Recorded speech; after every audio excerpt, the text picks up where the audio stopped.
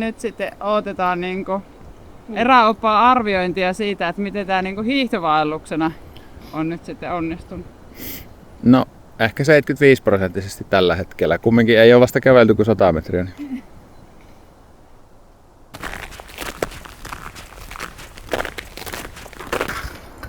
Saadaan olla hiihtovaelluksen maaliskuun.